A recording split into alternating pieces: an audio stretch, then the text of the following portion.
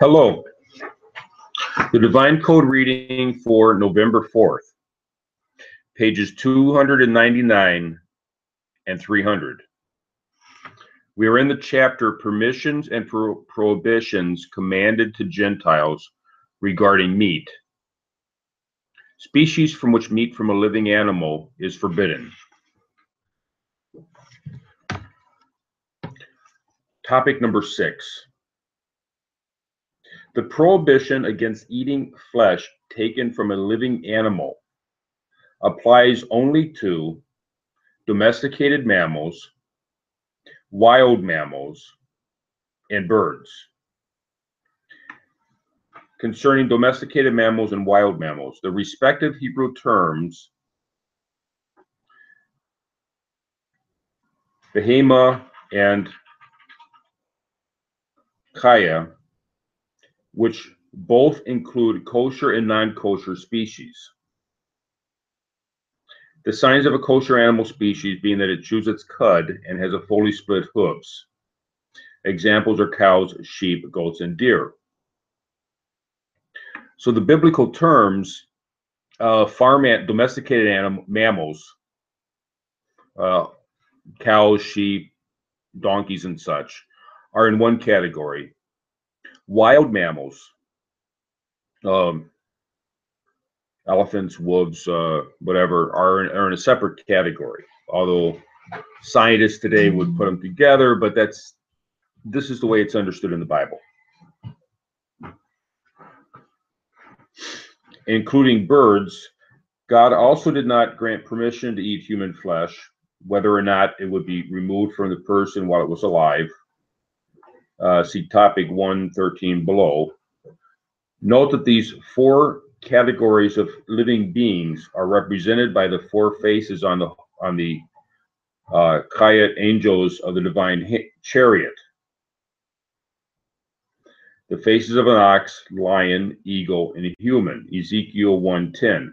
See Rambam, Laws of the Foundations of Torah 2, chapter 2, topics 3 to 8. Since these angels are elevated to the highest levels of the heavens, we can speculate that God gives an extra honor to their reflections in the physical world through the Torah's universal restrictions on Avraham Hakai and cannibalism. So they don't really include meat from a human flesh in the issue of Avraham Hakai, because human flesh would be forbidden, period. That's a separate category. But they have to put it somewhere, so they put it like a subcategory under this command. Yeah, but it's not really part of because it's forbidden, period. It would not specifically be referred to under this prohibition directly. It's just more of a subcategory. It's more of something that's attached to it. The issues regarding Avraham Imlakai, limb of a living animal, is specifically referring to these three categories of domesticated mammals, wild mammals, and birds.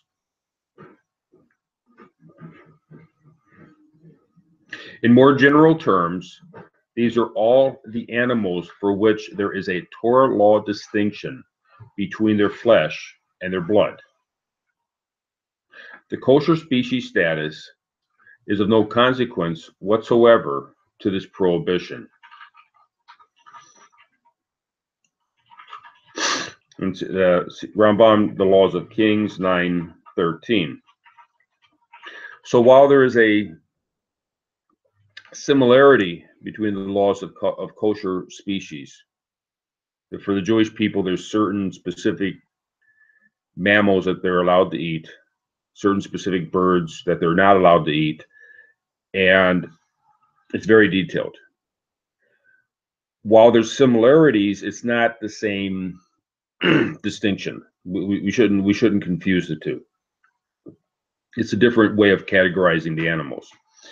For the Torah law regarding Avraham Hakai, the prohibition is towards the animals that there's a Torah law distinction regarding certain animals and their how the flesh and the blood connect, and how the flesh and the blood connect with the meat.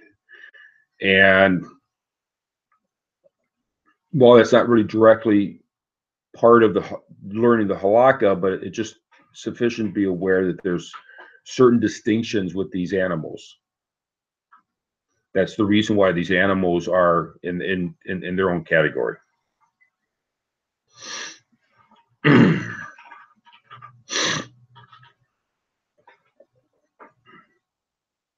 This prohibition does not apply to a sheretz animal. The sheretz is a scriptural designation rather than a biological classification. So there's certain animals in that would be part of the category of these three. You know, the domesticated animals, the domesticated mammals, the wild mammals, and the birds. There's a handful of species of those that are called sheretz, and those are, even though they would be part of it, because they're considered in the category of sheretz, they're sort of exempted from being in this category.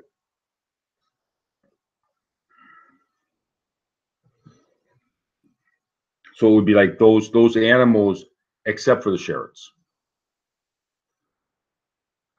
Because there is no Torah law distinction between the consuming flesh of a blood of a sheretz, the blood of non-kosher land mammals and birds is forbidden to Jews as forbidden blood under the prohibition. That's Leviticus 12:28. You shall not eat blood. That's a specific law for the Jews, that not to eat blood. As a substance, it is not defined as being within the category of non-kosher meat.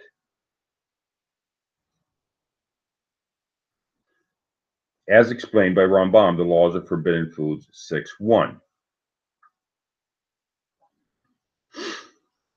So there's distinctions that's understood within the Torah prohibition regarding not consuming blood and how it applies with the sheretz animal. So that sort of brings it in, brings these animals that, okay, we're not going to apply the prohibition of limb of a living animal towards these animals that are under the subcategory of sheretz, or I should say the parallel category of sheretz.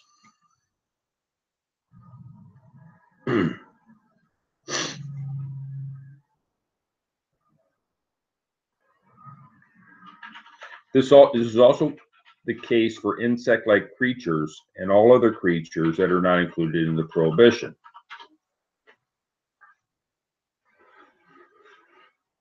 See Tractate Sanhedrin 59b.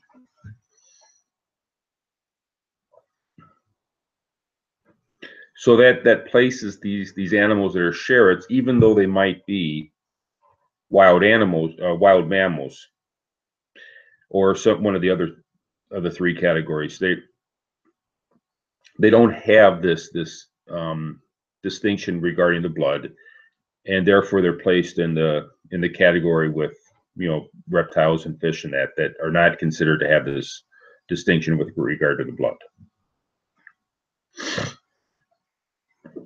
Flesh separated from a living sheretz animal is allowed to be eaten by a Gentile. See Kesef Mishnah, Hilkot Malachim 9:11. So that those flesh is separated from that. A limb separated from a living sheretz would not fall under the prohibition of limb of a living animal. It is, however, forbidden to separate a limb or organ from a living sheretz because of the suffering this causes to the creature, unless one's intent is that it is eaten for the therapeutic effect that will be lost if the creature is killed first. This is the same for fish, as explained in topic 1.8. And that'll be in tomorrow's reading of 1.8 that follows. So this is in a category, okay, even though the prohibition of flesh of a living animal does not apply to the sherrits, and apparently doesn't apply to fish either, and possibly other non, reptiles and amphibians and that. There is still the prohibition, the similarly placed prohibition against, just as not eating human flesh is a similar prohibition, therefore it's under this broader category. Also, not causing undue suffering to animals would also be under this broad category. It's a different prohibition, and so even though a person will be allowed to eat the flesh separated from living sherrits, it's prohibited to remove the flesh unless there is a significant need, such as a medical necessity. There's a certain gland or something that can be removed from the sherrits animal that can be used medicinally, but it has to be removed while the animal is alive. Therefore, in that case, there would be permission granted to remove it while the animal is still alive. Now, in any other reasonable case, there would be no need to do this, and therefore it would be prohibited to cause a suffering to the animal. However, once the animal, it's removed from the animal, there would not be any Torah prohibition against eating or consuming the flesh removed from the living animal, from the living sherrits.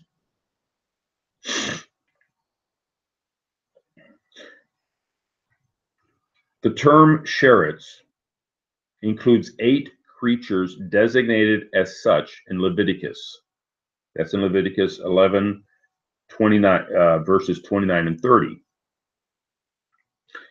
The Hebrew terms for these creatures are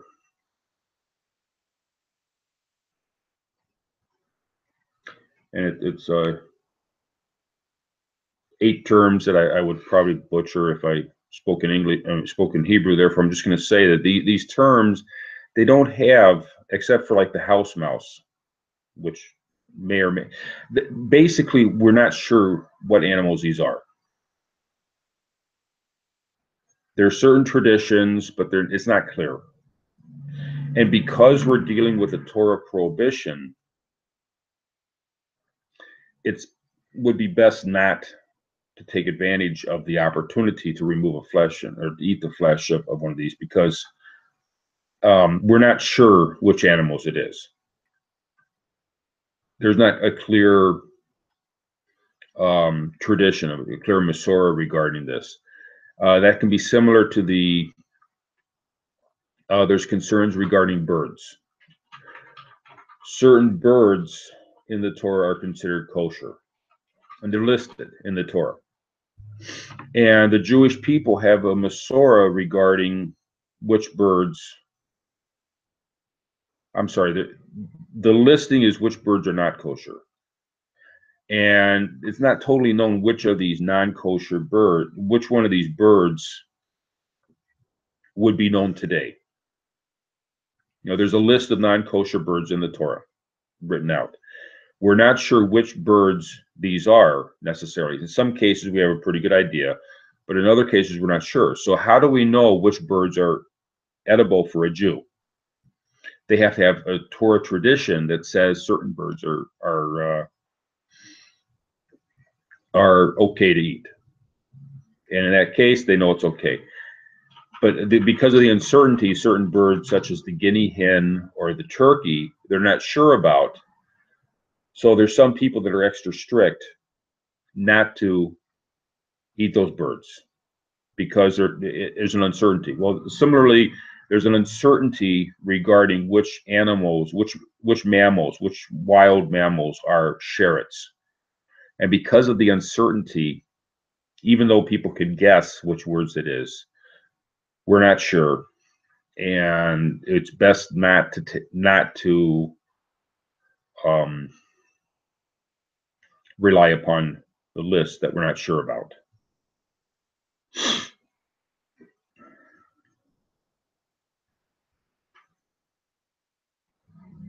And as we'll see further in, if there's a medical necessity, even there's certain allowances regarding the limb of a living animal in the case of medical necessity, but it's a very strict allowance, and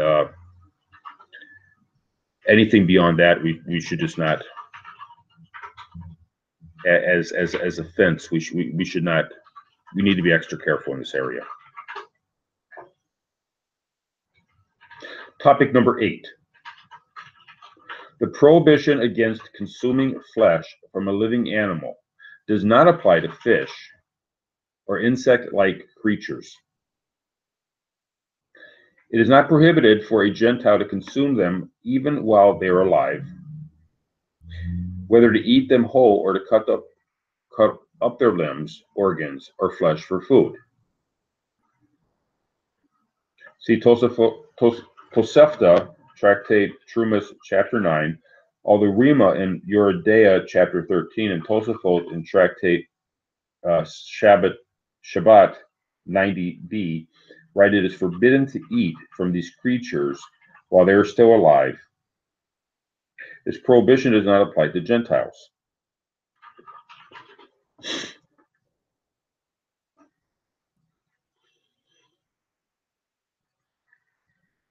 So this is similar to the sheretz animal. We really don't have permission to cut up a fish while it's alive. Well, actually, when anglers will gut a fish while it's still flopping about, but once it's taken out of the water, it's considered to be dead by Torah standards.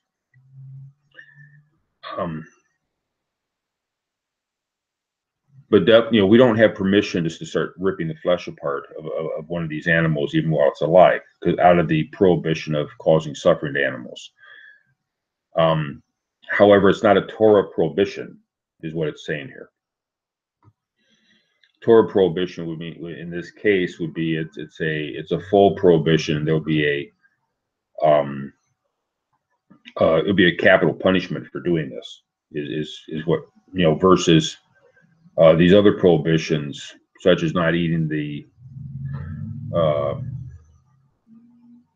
sherets and the fish in that, would be,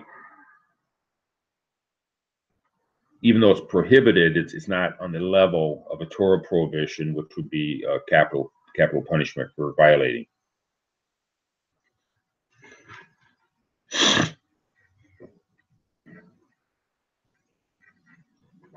If, however, it were possible to kill these creatures first and then eat from them, one should do so. So there are some recipes, you get videos on YouTube showing people eating a frog while it's still moving about.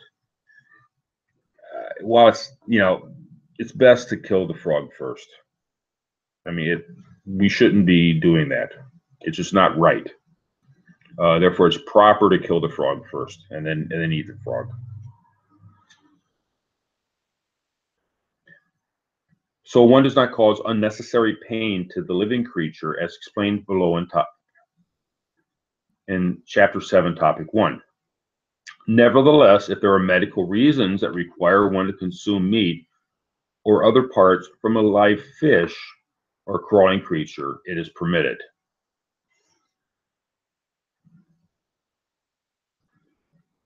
Hagahut Mordecai on Tractate Chulin, chapter 3.